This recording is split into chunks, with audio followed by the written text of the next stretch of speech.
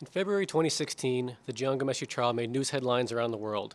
His celebrity status with the CBC, paired with the disturbing nature of his alleged crimes, helped to attract the public's attention to his case. The way that his lawyer questioned the complainants on the stand was another highly controversial aspect of this trial. So watching Ghomeshi's lawyer in action led me to wonder, how do lawyers generally ask questions in the court? That is, what types of questions are they asking the witnesses on the stand? Research has shown that answers can be influenced by the way a question is asked.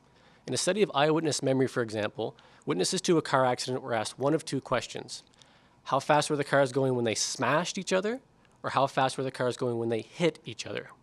Given the perceived difference of severity between these two words, those who were asked the question using the word smashed reported faster rates of speed than those who were asked the question using the word hit.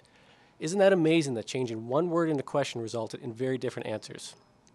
So when it comes to seeking the truth of an event, witnesses should be asked open-ended questions that allow them to freely recall information from their own memory. Questions that are suggestive or leading in nature should be avoided because they can impact the reliability of the information provided. In fact, the police have been heavily criticized for using suggestive questions in the interrogation room, so much so that numerous legal inquiries have identified poor questioning practices as a leading factor of wrongful conviction cases.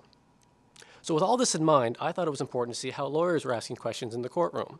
Now, to do this, I obtained 100 publicly available courtroom transcripts and coded over 8,000 utterances into unique question type categories.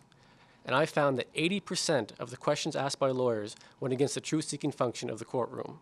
Most of the questions were narrow in scope or suggested a preferred answer to the witness.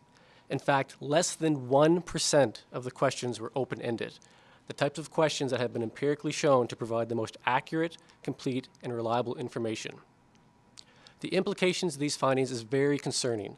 Life and death decisions are being made in our courtrooms based upon information that's being collected in a questionable fashion, if you will. But it's not all bad news. Change is possible.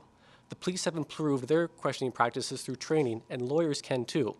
So it's the goal of my PhD research to help improve courtroom questioning practices and to help inform lawyers and judges about the dangers of poor questioning practices on memory.